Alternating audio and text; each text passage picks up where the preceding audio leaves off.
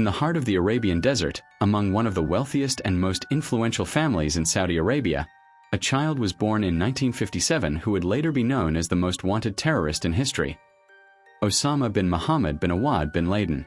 But the question that echoes to this day is not about where he was born or how he grew up, but rather, was he truly the enemy everyone believed, or a carefully crafted construct designed to serve far greater interests? The bin Laden family was unlike any other. With billion-dollar businesses in engineering and construction, they held intimate ties with the Saudi monarchy and, curiously, also with the United States. For decades, companies connected to the bin Ladens secured million-dollar contracts with Western corporations. Even rumors of indirect links with the Bush family circulated, fueling the suspicion that the name bin Laden was never as distant from Washington as we were led to believe. In his youth, Osama was seen as a disciplined young man, but far from the stereotype of a fanatic. Wealthy, he studied at prestigious universities in Saudi Arabia, living in an environment that blended Islamic tradition with Western influence. But something transformed him.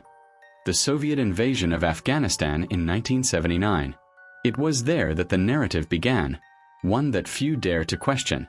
While the world believed that young Mujahideen, Islamic warriors, were fighting independently against the Soviet Union, behind the scenes another story unfolded.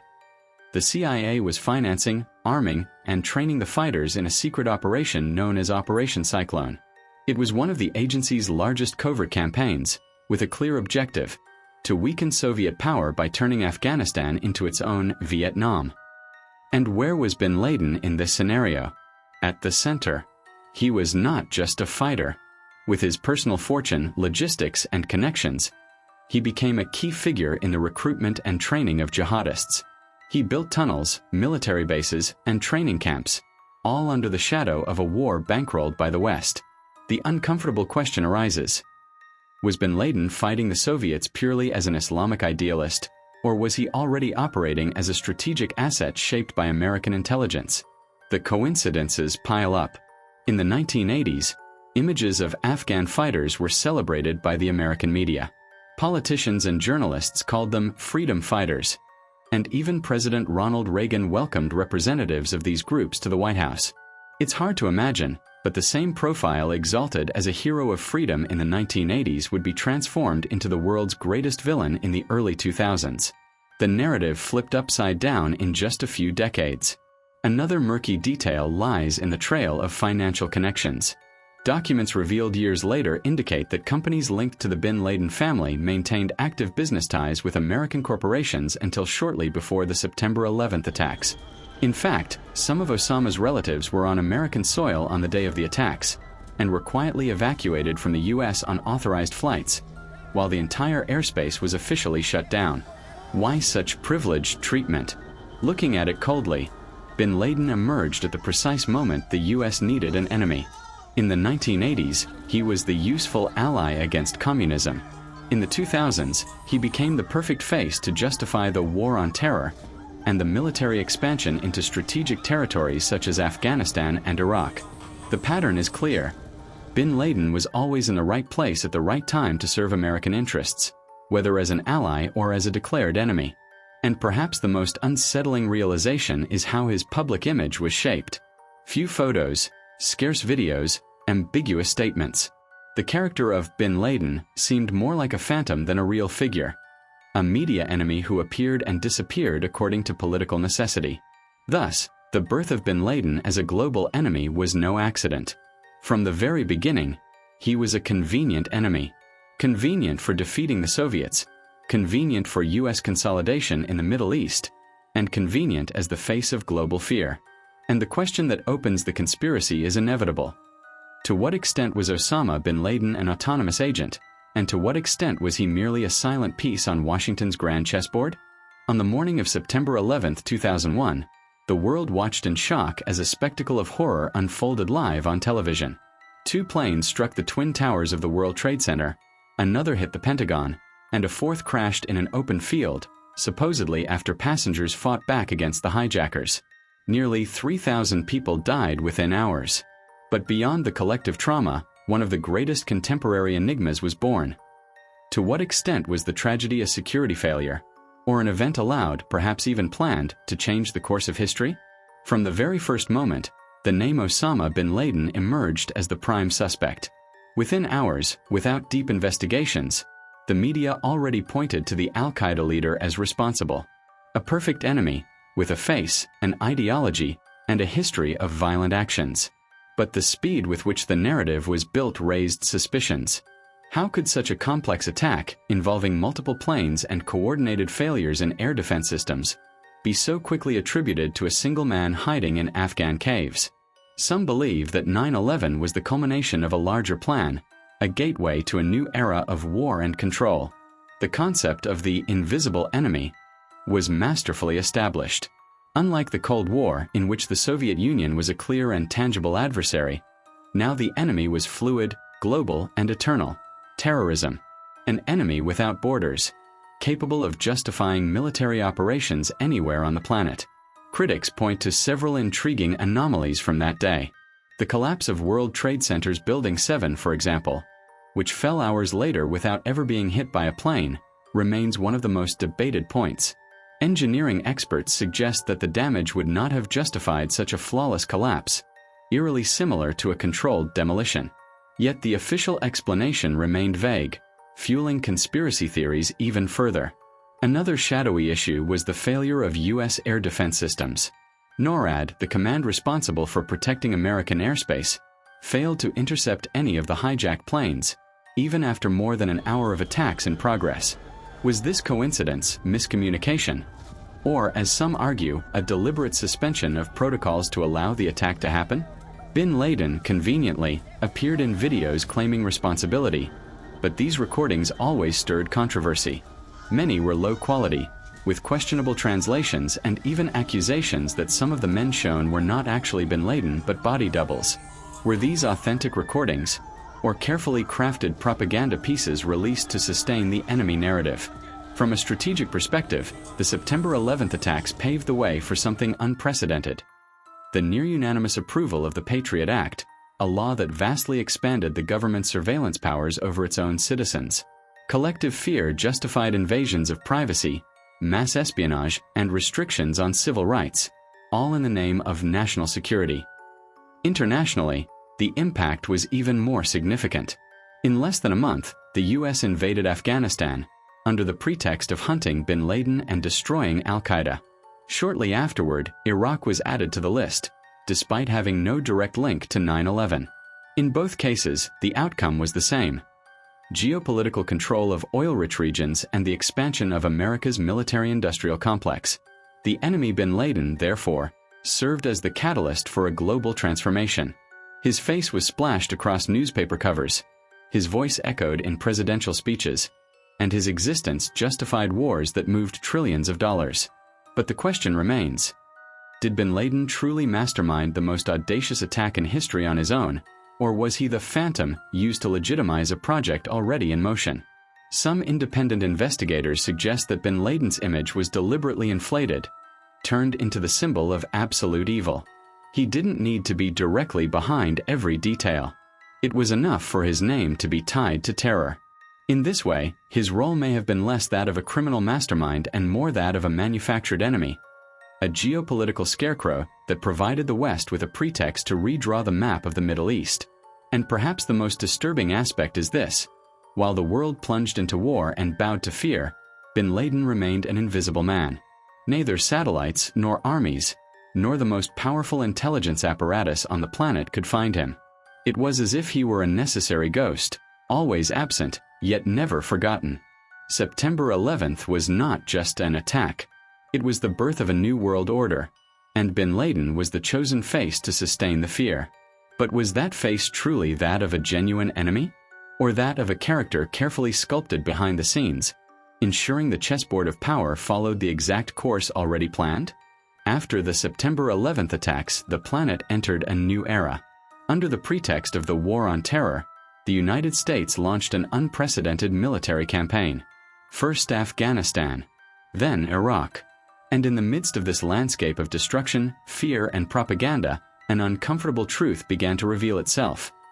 The war was not only about justice or security, but about money and power. The American military-industrial complex, a vast network of defense companies, weapons manufacturers, contractors, and private military service providers, saw its revenue skyrocket like never before. In just a few years, trillions of dollars were funneled into government contracts to sustain wars that seemed endless. For every bomb dropped, every tank deployed, every base built on foreign soil, corporations were making unimaginable fortunes. And the most intriguing part, Bin Laden's figure was central to keeping this cycle alive. As long as he remained at large, hidden in some mysterious cave, the threat persisted. Fear was renewed daily. The hunt for an invisible enemy justified new operations, new investments, new military occupations. Paradoxically, Bin Laden became more valuable alive than dead. The irony is brutal. The manhunt for the world's #1 terrorist turned into a billion-dollar business. Private security companies like Blackwater expanded their contracts in occupied territories. Reconstruction companies such as Halliburton, tied to high-ranking American political figures, received multi-million-dollar contracts to rebuild countries devastated by war.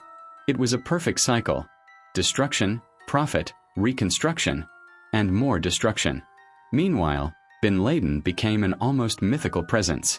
Low-quality videos, cryptic audio recordings, and messages released on strategic dates kept the ghost alive. There was always a new warning, a new statement, a new threat signed by him. Coincidence, or carefully synchronized propaganda designed to prolong the global state of alert? The reality is that, in this faceless war, those who profited most were not ordinary citizens, nor the victims of the attacks. They were the political and corporate elites who used Bin Laden's name as fuel to justify infinite spending. Independent analysts even called the war on terror the golden goose of the 21st century. Another curious detail reinforces the conspiratorial aura. Despite the most expensive manhunt in history, involving satellites, drones, informants, and entire armies, Bin Laden was never captured. He moved like a ghost, always one step ahead, as if the CIA itself had no real interest in finding him. After all, if he were captured or killed too soon, the cycle of fear might end. And without fear, there is no justification for eternal wars. And the darkest part, the war fueled not only financial fortunes but also political ones.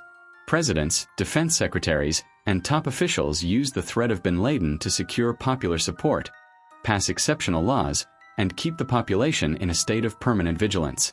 Collective fear became a tool of social control. In this scenario, Bin Laden became more than an enemy. He became an indispensable symbol. His image was the key to keeping the coffers open, the troops mobilized, and public opinion in a constant state of panic.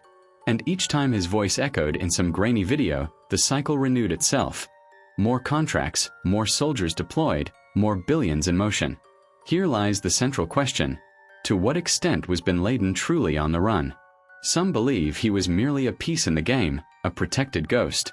Others suggest his location was known but kept secret, ensuring the war machine continued to turn. After all, what real interest would the US have in ending the story too soon? What seemed like a hunt for justice was, in practice, a gold mine. Bin Laden was not only the #1 enemy, he was the most lucrative asset in American foreign policy, the necessary face to sustain endless wars that enriched a few and devastated many. Thus, the conspiracy grows stronger. Bin Laden was not only the architect of terror. He was also the foundation of an empire of fortunes, someone whose existence, real or staged, ensured that the wheel of war kept spinning for over a decade. And when his capture was finally announced, almost 10 years later, the news did not bring the expected relief. Instead, it raised more questions. If he was so central to fear and profit, why eliminate him in 2011? The answer may lie in the next chapter: the death that was never seen. On May 2, 2011, President Barack Obama appeared before the world's cameras to announce Osama bin Laden was dead. The longest manhunt in history had come to an end. According to the official version, a U.S. Special Forces operation located the terrorist in Abbottabad, Pakistan, and executed him during a firefight. It was the closing chapter of a narrative that had stretched for nearly a decade. Yet instead of bringing clarity, the announcement cast even deeper shadows. Bin Laden's death was hailed as a triumph, but it came wrapped in strangely murky circumstances. No official photo of the body was ever released. No concrete evidence was presented to the public. And in a move that fueled suspicion worldwide, the body was said to have been buried at sea only hours later, allegedly to respect Islamic rituals. But religious scholars were quick to dispute this, noting that such a practice does not correspond to Muslim tradition. Why dispose of so quickly the only tangible proof of the most anticipated event of the War on Terror? The absence of evidence fueled theories of every kind. Some believe bin Laden had already been dead for years, perhaps even since the early 2000s, and that the 2011 announcement was nothing more than a political performance, convenient for Obama at a time when his popularity was waning. Others argue that the Abbottabad raid did happen, but that bin Laden was not killed. Instead, he was removed from the stage, protected or exiled somewhere unknown, like a discarded asset after fulfilling his historical role. The operation itself is surrounded by contradictions. Pakistani witnesses reported confusion about what really occurred in the mansion where bin Laden supposedly lived. Some locals claimed they had never seen the terrorist in the area. Moreover, American officials released conflicting accounts in the days following the raid, altering crucial details such as who fired the fatal shots, how the body was identified, and whether or not there was any resistance. Another obscure point was the muted reaction from bin Laden's family and allies. Unlike what might have been expected, there was no massive public outcry from al-Qaeda, nor a large-scale retaliation in the immediate aftermath. The silence and lack of response raised the possibility that the announcement may have been part of a tacit agreement, a piece of global theater carefully orchestrated. For many, the explanation is simple. Bin Laden was, above all, a symbol. His death didn't need to be proven with photos or physical evidence. The official narrative was enough. The objective wasn't to end a life, but to close a cycle, to conclude a story that had already delivered everything it could. Wars, billion-dollar contracts, surveillance laws, social control, and geopolitical power. But if bin Laden was truly killed that day, a disturbing question arises.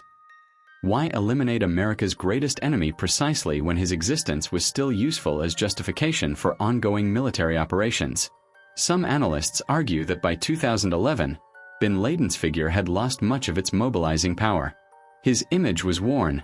His messages no longer resonated. Killing the ghost at the right time could renew the narrative, transforming him into a martyr while giving the U.S. the chance to proclaim victory. Others, more radical, sustain the theory that bin Laden never stopped being a controlled pawn. From his funding in the 1980s to his demonization after September 11th, he had played a calculated role, always orbiting around American interests. His death was simply the final act of a carefully rehearsed play. In the end, what remains is a void. No solid proof. No independent confirmation. Only official words and a story riddled with gaps. The greatest manhunt in history ended without the world ever seeing the face of its ultimate prize. And so, the shadow of bin Laden endures. Was he truly the mastermind of the century's greatest terrorist attack, or merely a manufactured enemy?